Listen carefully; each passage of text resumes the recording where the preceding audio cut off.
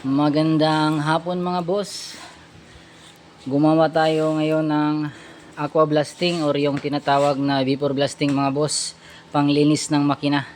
Yung kapag ka nilinisan mo ay parang brand new talaga yung datingan. Ito mga boss, nag DIY na naman tayo ngayon. Ayan o. Yun.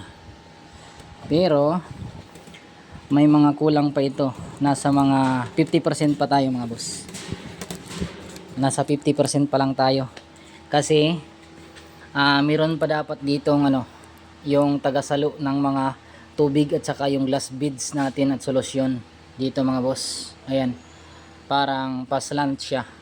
Ayan, dito mas maganda ito tingnan kapag napinturahan na tapos na talaga 100%. Tapos dapat yan may mga parang guma pa para yung sa tiles is hindi masisira.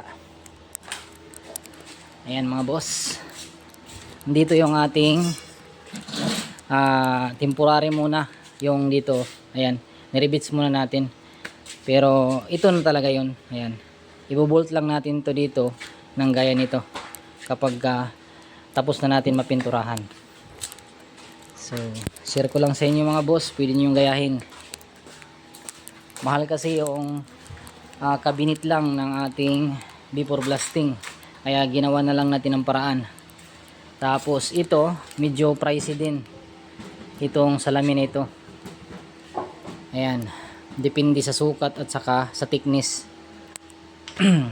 Yan lang, matagal ko nang iniisip yan mga boss kung paano natin siya gagawin, dahil tapos na tayo sa camshaft copier at saka sa mga camshaft grinder at nakapagbenta na tayo nun.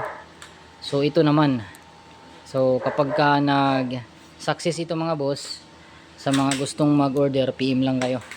So ibahin natin yung kanyang design mga boss kapag nag order kayo, pero same lang. Ito yung ating motor, maliit muna kasi try muna tayo. Tapos ito yung ating gagamiting compressor. Ayan, mahal din kasi yung glass beads, kaya pag-ipunan pa natin yun. So ayan, nasa mga 50 to 60% pa tayo mga boss. Lalagyan pa natin yan ng wiper dito sa itaas. Ayan, sa ilalim, para kapag nag-operate na tayo is palaging malinis yung ating salamin at nakikita talaga natin lahat yung sa ilalim. So yun lang mga boss, share ko lang sa inyo. Vapor blasting by Jimmy's RT soon.